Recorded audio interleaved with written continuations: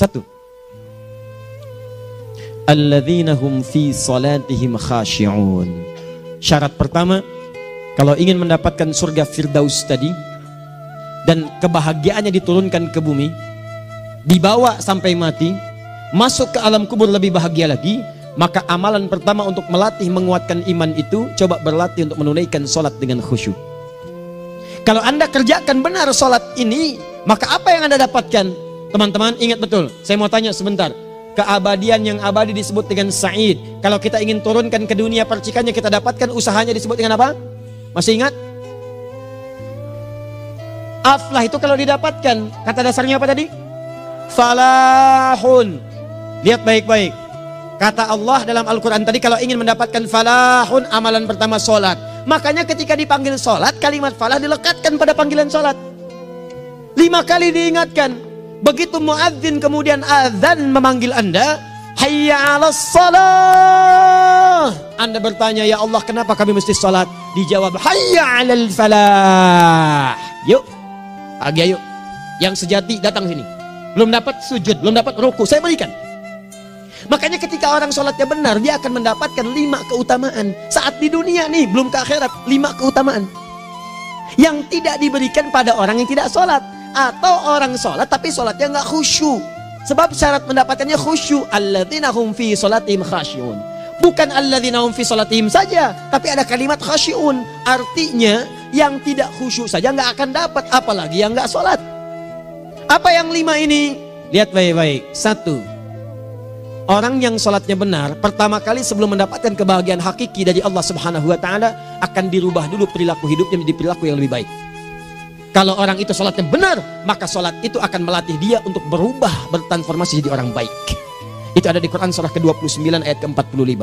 Innas sholata tanha 'anil fahsya'i wal munkar. Sumber keburukan cuma 2, kalau bukan fahsya itu munkar.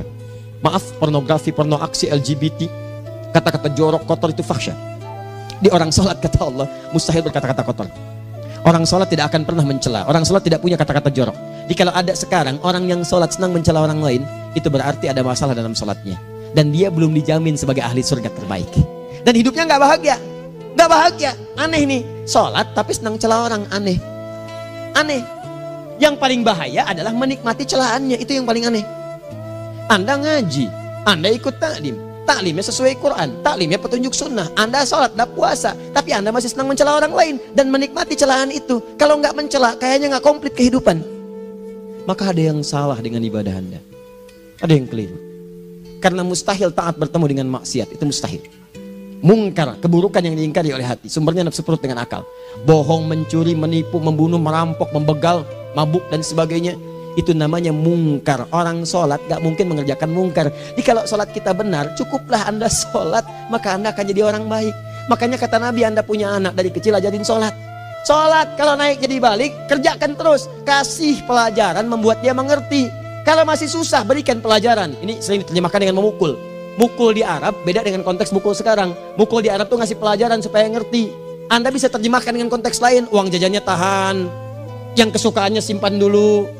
Bisa dengan konteks kekinian, tapi poinnya, kenapa anak Anda dari kecil ajarin sholat, sampai kenalkan dengan masjid, ajari 3 tahun bawa ke masjid, kenalkan dengan masjid, gak ada masalah lari-lari itu sebelum waktu sholat. Kenalkan dulu. Dulu orang-orang tuh begitu, sebelum waktunya dikenalkan, jalan, begitu lari, biarin dulu. Setelah itu diberi pengertian, nah ini bukan tempat berlari, yang berlari di sana nanti, yang di sini nanti akan ada orang-orang baik semuanya. Terus Anda lihat berbaris, baris rapi. Kalau pengen baik ikutan baris nanti.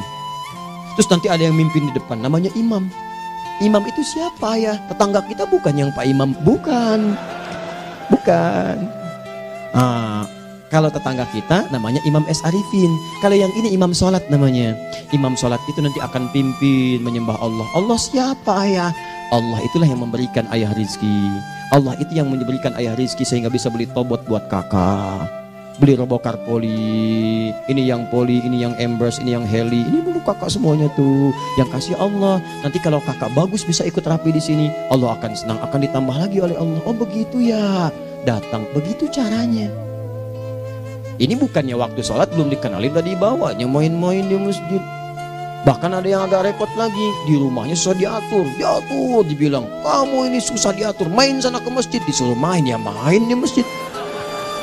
Yang salah bukan anaknya, orang tuanya. Apa rahasianya anak itu disuruh ke masjid, suruh sholat? Rahasianya, begitu anak itu sholat dengan baik, maka dia akan tumbuh jadi anak baik di kemudian hari. Itu maksudnya. Nah, sekarang saya agak bingung ini, pendidikan TK sekarang salah sih? Enggak, cuma saya agak bingung mikirnya. Ini anak belum diajarin sholat, udah diajarin manasik. Itu bagaimana cara berpikirnya Ferguson? Agak repot saya mikirnya tuh. Ya, walaupun salah sih enggak, cuma saya bingung gitu. Kenapa nggak dikerjakan tahap yang pertama dulu? Tangga itu kan berurutan.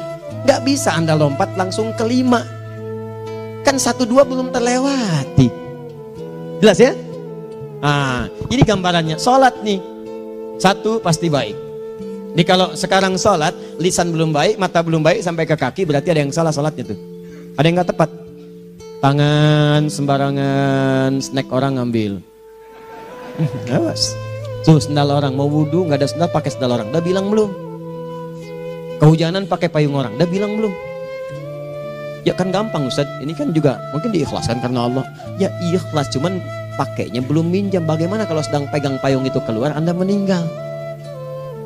Nah, coba mikirin ke situ.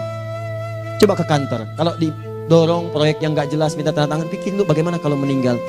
Kemarin saya sama teman-teman artis saya katakan begini, Anda ya, kalau Anda mengaji dengan saya, jangan pernah menerima peran maksiat. Walaupun itu sekedar adegan, tapi itu maksiat. Kalau bayangkan ketika Anda memerankan itu, Anda diwafatkan oleh Allah Subhanahu Wa Taala. Maka demi Allah saya katakan tidak ada faedahnya Anda ngaji sekarang, ngaji besok. Ketika Anda menerima peran itu, Anda wafat dalam keadaan bermaksiat di hadapan Allah Subhanahu Wa Taala. Maka saya pun katakan pada Anda, ayo belajar yang betul. Pahami, bangun sholat, belajar, dalami seperti orang tua kita dulu.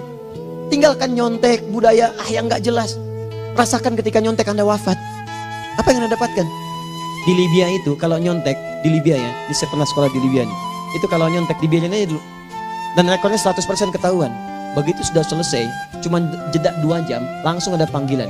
Si Fulan silahkan datang ke kantor. Apa yang disediakan di kantor sudah siap. Anda diberi waktu 2 jam dari sekarang, siapkan beres-beres koper Anda. Di sini sudah tertulis Anda akan pulang. Tiketnya sudah lengkap, dikawal 2 orang. Dituliskan di situ anak ini nyontek, gak boleh kembali ke sini. Libya. Gak ada zero tolerance bagi yang seperti itu, keluar. Kami gak terima di sini. Harusnya begitu. Gak ada faedahnya. Yang kita butuhkan amalan dari ilmu, bukan nilai-nilai itu sementara. Gak ada. Sudah. Nah ini akhirnya begini kualitasnya nih. Tertulis di ijazahnya bagus, cum laude, IPK-nya 4, tapi gak ada aplikasinya. Yang pintar banyak. Kita butuh yang baik, pintar yang baik. Sekarang yang pintar banyak, kepintarannya dipakai untuk nipu orang. Itu yang bahaya. Ahli hukum banyak yang dihukum. Ahli ekonomi tidak bisa mengangkat perekonomian. Apa yang salah? Apa yang salah? Ini yang jadi persoalan. Tapi dasar manusia begitu di sidang mulai pakai peci, pakai baju koko, pakai tasbih, ada yang pakai kerudung. Luar biasa. Nih 2. Orang kalau sholatnya benar, Allah akan berikan ketenangan dalam jiwanya. Tenang hati. Jangankan musibah kecil, musibah paling besar pun tenang aja dia. Tenang, dia paham rumusnya. Allahu Akbar. Turun Quran surah ke-13 ayat ke-28. Ala bidzikrillahi tatmainnul. Yakinkan pada dirimu zikir kepada Allah membuat hati tenang. Di antara turunan zikir amalannya adalah sholat. Dari mana taunya? Quran surah ke-20 ayat ke-14. Innani anallahu la ilaha illa ana fa'budni wa aqimis salata lidzikri. Saya Allah, kata Allah ke Nabi Musa. Tidak ada Tuhan selain saya, sembah saya. Bagaimana menyembahmu ya Allah? Tunaikan salat sebagai zikir kepada saya, zikir. Nah, maka kalau Anda sedang tidak tenang, ayo ke masjid. Banyak zikir itu, baca Quran zikir. Quran surah 15 ayat 9. Inna nahnu nazzalna dzikra. Kami turunkan Al-Quran sebagai zikir. Jadi kalau Anda sedang baca Al-Quran, Anda sedang berzikir. Ibu kalau sedang gak tenang, Bu, gelisah, gak enak, gak usah mengeluh, apalagi bikin status gak karuan. Ibu wudhu, ambil mushaf baca. Begitu sedang baca ada ketenangan dalam jiwa. Berdoa, zikir. Kalau sedang gak tenang, besok ada proyek, doa dulu. Doa itu memberikan ketenangan. Makanya doa disebut dengan zikir. Quran surah ke-7 ayat 205. Wadhkur rabbaka fi nafsika tadarruan wa khifatan wa dunal jahri minal qaul. Ayo berzikir, minta kepada Allah dengan segenap jiwamu, mohon dengan penuh ketawaduan. nanti ketenangan diberikan. Menghafal Quran, baca itu zikir. Quran surah ke-54 ayat 17, 22, 32, 40. Walaqad yassarnal Qur'ana lidzikri fahal mim muddakir. Menyebut nama Allah, Al-Asmaul Husna itu zikir. Sedang ada persoalan, ya Allah, ya Allah, ya Allah, ya Rahman, ya Rahim, ya Malik, ya Qudus, ya Allah, ya Allah, ya Allah, ya Allah. Zikir. Dalilnya Quran surah kedua ayat 152. Fadhkuruni azkurkum. Sebut namaku, zikir. Aku pun akan mengingatmu. Gimana menyebutnya? Ditafsir di Quran surah 17. Ayat keberapa? 110. Qulid Allah awid Rahman ayyamma tad'u falahul asmaul husna. Sebut nama Allah. Itu menenteramkan pada jiwa. Sedangkan sholat gabungan dari semua zikir tadi. Bukankah dalam sholat Anda baca Al-Quran?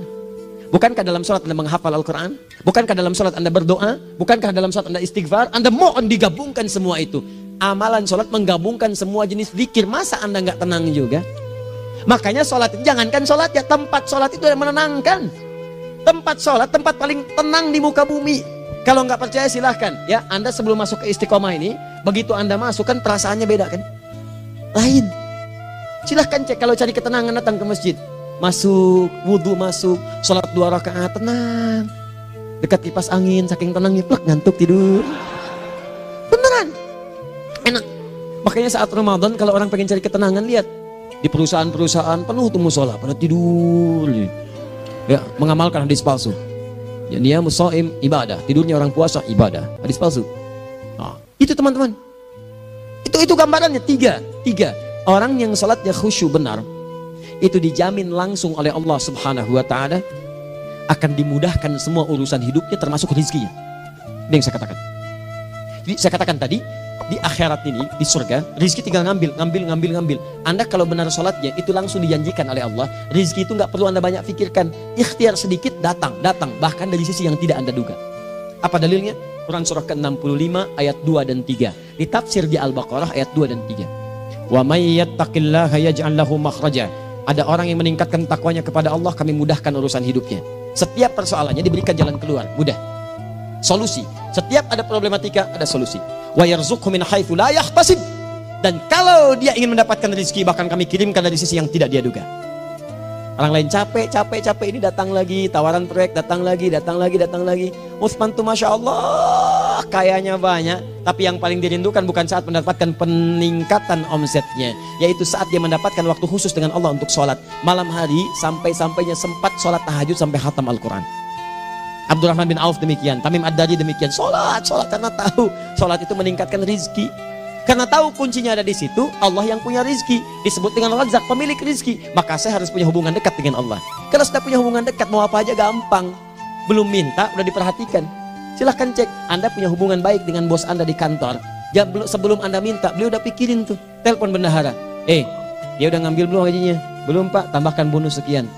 Kenapa? Karena dia mengawasi Anda. Allah maha tahu dibandingkan dengan bos Anda. Mendekat kepada Allah, semua diperhatikan oleh Allah. Siapa orang takwa itu? Kalimat takwa pertama di Al-Quran Al-Baqarah ayat 2, amalannya ayat 3. Dzalikal kitabu la raiba fihi hudal lil. Siapa mutakin itu? Ayat 3-nya. Alladzina yu'minuna bil ghaib wa yuqimunas shalah. Nih, gampang. Kalau pengen mudah hidupnya gampang. Biaya nggak mahal, tenaga nggak banyak, tingkatkan takwa. Nih, kalau hidup Anda masih susah, di kantor champion, di rumah tangga bermasalah terus, atau sebaliknya, maka boleh jadi kalau gelar Anda tinggi, harta Anda banyak, tapi selalu punya masalah. Bukan Anda kurang hebat, bukan Anda kurang kedudukan, bukan Anda kurang kaya, Anda kurang takwa. Dan yang paling dahsyat, mungkin sholat Anda belum berkualitas. 4. Orang yang sholatnya benar, khusyuk dia. Bahkan saat sholat itu kalau dia minta, maka seketika doanya akan dikabulkan. Tanpa diskusi, langsung seketika.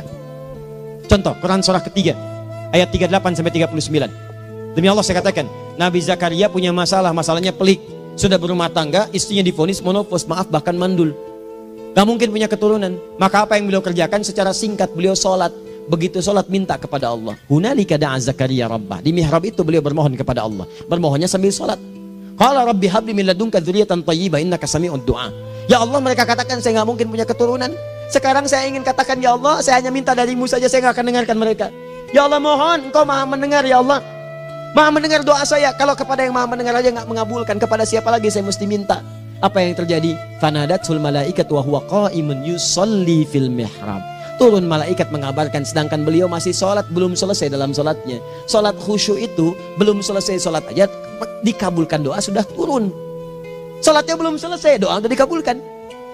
Annallaha yubashshiruka bi Yahya. Allah kasih kabar gembira, doa kamu didengar, dikabulkan, kamu akan punya anak, namanya langsung dari Allah Yahya, artinya hidup yang mustahil menurut manusia. Lahir seorang dari rahim perempuan yang menepus dan mandul, bayi yang hidup, kata Allah nggak ada yang mustahil bagiku, jadi dan jadi dia.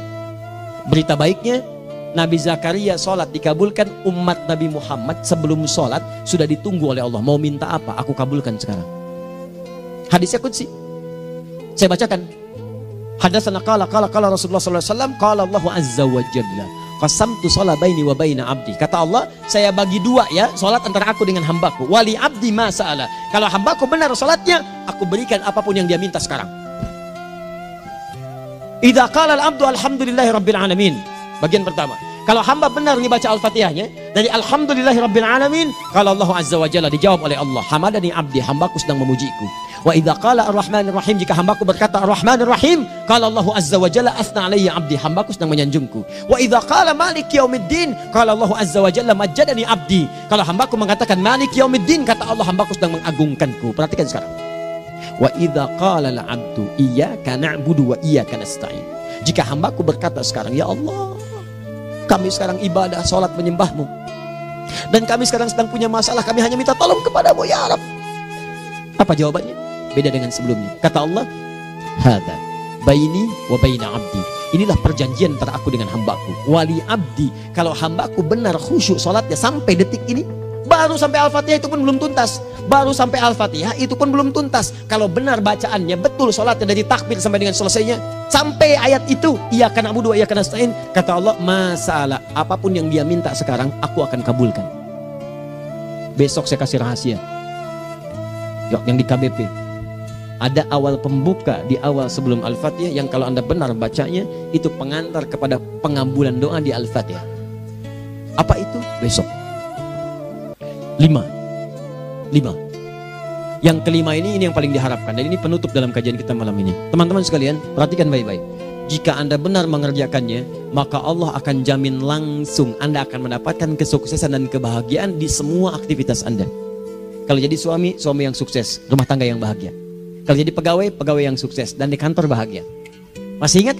Kesuksesan yang menghadirkan kebahagiaan, konteksnya dunia disebut dengan falah, dipegang disebut dengan aflah. Dikembalikan lagi ke atas, ke surah ke-23 ayat 1 dan 2. Qad aflahal mu'minun. Apa amalannya? Alladzina hum fi salatihim khashi'un. Persoalannya, kalau Anda salat belum mendapatkan satu di antara 5 ini, apa masalahnya? Pertama masalahnya, kata Al-Quran, boleh jadi yang salat itu belum khusyuk. Apa itu khusyuk? 2 maknanya, dan saya tutup di sini. Apa yang 2 itu? 1, kebanyakan orang salat masih membawa dunia dalam salatnya.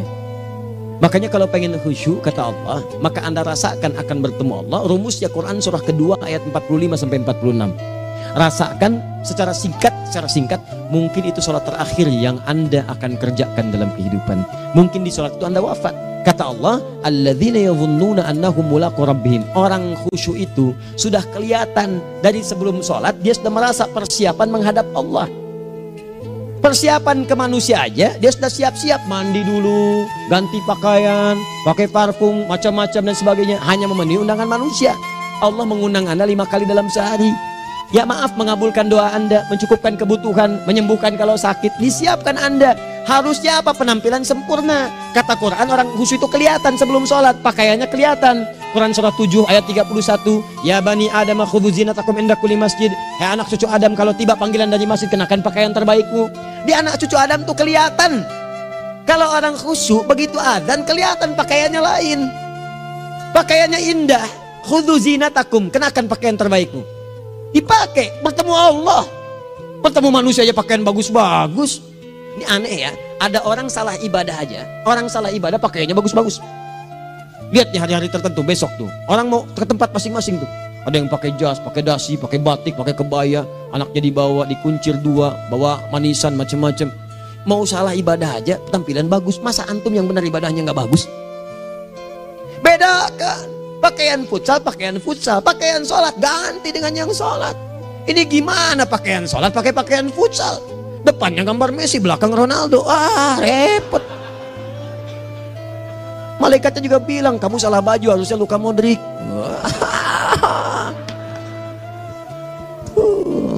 Apalah saya. Nah, yang mau tanya apa? Mourinho dipecat saya tahu. Lagi nganggur sekarang, ditawarin Benfica dia nggak terima. Sekarang jadi dia komentator di beIN Sport. Nanti sebentar lagi dia akan komentari laga Saudi dengan Qatar dan komentari laga Arsenal dengan yang Sahih. Digantikan oleh Solskjaer. Dia super sub dulu. Ya, super sub. Ya, the baby assassin, ya pembunuh yang berwajah baby face. Masuknya di akhir-akhir. Gol. Sekarang melatih dia 5 kali kemenangan, belum kalah sama sekali. Saya hafal itu. Tapi masih di urutan ke-6. Tapi jaraknya ke yang ke-4 itu tinggal 3 poin lagi.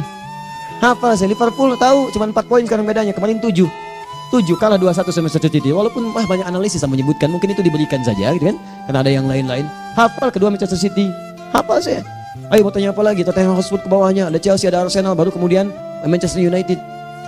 Liga Italia, wah udah gak kekejar Juventus. Ya, apa lagi? Dan seterusnya lah. Gak ada ujungnya bahas yang begituan. Jelas ya? Maksud saya, Anda tanya itu saya jawab. Tapi tidak menghilangkan ibadah kita yang lain. Dan apa ruginya? Ya tahajud lah. Apa yang bisa dikerjakan besok, lihat besok. Ya kan tahajud kan bisa besok. Ada orang tahajud jam 10 pagi? Gak ada. Lebih baik Anda kerjakan malam tahajud. Yang tidak bisa dilihat malam, bisa dilihat besok. Cara berpikirnya bagaimana kalau besok meninggal? Gak kesampaian teman-teman sekalian. Gak kesampaian. Nah maka dari itu, Anda kalau mau ada panggilan sholat, siap-siap baju yang bagus. Terus sempurnakan. Anda panggilan orang mandi. Panggilan Allah, buka Quran surah 5 ayat 6. Sempurnakan wudhu. Ya ayyuhalladzina amanu idza qumtum ila shalah faghsilu wujuhakum. Wudhu yang baik. Berpakaian yang rapi. Kenapa? Karena boleh jadi saat dipanggil Anda wafat saat itu. Maka wafat Anda dalam keadaan yang suci, dengan keadaan tobat, dengan pakaian terindah pada saat itu. Yang kedua, maaf, orang-orang kurang khusyuk itu saya tutup. Yang kedua itu karena kebanyakan orang sholat tidak paham, tidak mengerti apa yang dibaca dan dilakukan dalam sholatnya. Jujur pada diri sendiri, jawab pada diri Anda. Sampai sekarang Anda sholat, berapa persen bacaan sholat yang Anda pahami? Jangan-jangan selama ini Anda sholat ribuan kali sujud, ribuan kali ruku. Gak ada yang paham yang dibaca. Sekian persen yang paham. Bagaimana sholat Anda bisa khusyuk? Pekerjaan Anda dipahami, urusan akhirat Anda gak dipahami. Di mana cara berpikirnya? Aku yang bagaimana atau engkau yang harus bagaimana? Ya, coba berubah. Nah ini baru satu amalan, belum yang lainnya. Ada 5 amalan lagi yang kalau kita bisa turunkan itu, selain sholat yang khusyuk, maka jaminan tadi akan datang. Baru sholat khusyuk aja 5 datang, apalagi ditambah dengan 5 amalan lainnya lagi. Demi Allah saya katakan, dunia kecil sekali, gak ada nilainya. Akhirat aja enak, nikmat. Saya ketemu Ustaz Arifin beberapa waktu lalu, dan kita doakan semoga Allah berikan kesembuhan, kesehatan. Saya datang, biasa kita adamin berdoa, duduk. Bang istirahat, bang butuh istirahat, umat udah nunggu. Dah gak usah mikir yang lain, karena beliau cerita masjid, cerita zikro, cerita mana. Ya, insya Allah. Nitipin ini, nitipin itu dan seterusnya. Dan yang paling indah adalah, bang kita saling panggil weekend. Nikmat, gak ada yang senikmat ini. Zikir, Allah, doa. Nah bayangkan sakit tapi masih nikmat gitu. Nikmat. Iya bang, saya paham. Istirahat dulu. Banyakkan nanti orang jengkuk. Saya pamit dulu ya, supaya bisa istirahat, supaya tenang. Lama kita pegangan tangan, ngobrol, saling mendoakan. Itu nikmat. Dan cara berpikirnya kalau sudah pakai iman, semua nikmat. Ada uang nikmat, gak ada uang nikmat, sakit nikmat. Karena cara berpikirnya lain. Nanti kita bertemu lagi, saya terangkan pada Anda. Dan saya contohkan satu kisah. Bahkan ketika ada orang yang diuji Allah dengan ujian yang sangat luar biasa, yang menurut sementara orang itu ujian sangat luar biasa menggetarkan jiwanya dan susah untuk bertahan, tapi orang ini nikmat saja menjalaninya. Nikmat. Ada yang di rumah tangga, ada yang di macam-macam. Contohnya banyak. Satu contoh saya berikan di malam ini. Sekali suami istri, wah luar biasa. Istrinya itu cerewetnya Pak, bukan cuma cerewet, ngeselin bagi suaminya. Maaf Bu ya, bukan ibu maksudnya. Jadi semua yang dikerjakan suami salah. Pengen mangga, ayah kalau kita sekarang dibeli mangga. Kenapa mangga yang ini? Saya pengennya mangga yang lain. Belikan mangga. Kenapa beli mangga aja? Jeruknya mana? Jeruk. Semua. Pokoknya semua yang kerjakan suami salah. Tapi suami tidak pernah mengeluh. Ini kerjakan, itu kerjakan. Satu kali, perhatikan cara memandangnya. Ketika iman sudah masuk ke dalam jiwa. Kata temannya, akhi, istri kamu ini begini, nyusahin kamu. Kenapa kamu gak cari yang lain? Kan gampang ada syariat. Udah pisahin aja cari yang lain. Kamu tenang ibadah. Apa jawabannya? Hey, Allah sudah turunkan surga ke saya lewat dia. Kenapa kamu meminta saya untuk menjauhinya dan meninggalkan surga saya? Di cara melihat dia, bukankah ketika ada berbagai keluhan saya sabar? Bukankah sabar mendekatkan saya ke surga? Allah kirimkan tipikal istri seperti ini supaya mendekatkan saya ke surga. Dengan itu kan saya banyak pahala. Saya sabar, pahala banyak. Sudah Allah berikan pahala kepada saya. Kamu malah nyuruh saya untuk berpisah dengan pahala itu. Perhatikan cara berpikirnya. Indah. Kalau rumah tangga seperti ini semuanya enak. Suaminya biasa-biasa, istrinya cantik, luar biasa. Begitu berdandan kelihatan kata suaminya, Masya Allah, wajahnya tak berpaling, mata tak berkedip. Kata istrinya, ya zauji madzabik, sayang kamu kenapa? Wallahi syakiran lillah bihadari, demi Allah aku bersyukur mendapatkan istri secantik kamu. Kata istrinya, nahnu fil jannah zauji, kita berdua di surga. Kata suaminya, kok bisa begitu jawabanmu? Iya, kamu bersyukur dengan keadaanku, aku bersabar dengan keadaanmu. Catat. Bukankah orang syukur dan sabar di surga? Tuh lihat, canda-canda orang-orang soleh itu begitu. Nikmat ketawa walaupun nyelekit di hati. Cuman bawaannya enak gitu. Nah, nanti itu ada tuh, nanti saya turunin tuh. Yang di rumah tangga, yang ini, yang itu nanti. Kapan? Pertemuan berikutnya. Jadi kita cukupkan dulu di malam ini apa yang kita pelajari supaya nanti nggak terlampau banyak kita dapat materi, cuma sayang sedikit mengamalkan. Saya sudah tuangkan di sini, banyak saya tuliskan termasuk di keluarga, di macam-macam. Ini saya tulis tapi silahkan Anda baca, kalau ada manfaat silahkan dapatkan, kalau ada yang kurang silahkan sampaikan untuk dikoreksi. Semoga Allah muliakan kita semua insya Allah. Sekali lagi, perbaiki hidup, jangan banyak mainnya, dan sudah jangan banyak membuang dengan yang sia-sia apapun yang dihadapi. Sekali lagi, tolong jaga kondusivitas, bantu negara kita, ketertiban, keamanan.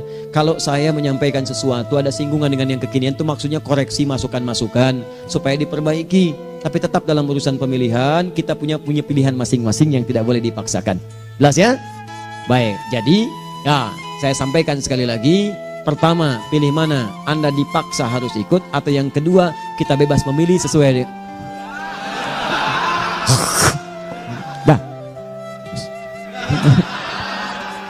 sudah ya. Jadi kita akhiri, subhanakallahumma bihamdika asyhadu an la ilaha illa anta astaghfiruka wa atubu ilaik. Wa akhiru da'wan alhamdulillahirabbil alamin. Berjumpa besok sesi terakhir fikih ikhtilaf di Masjid Ar-Rahman Kota Baru Parahyangan. Assalamualaikum warahmatullahi wabarakatuh.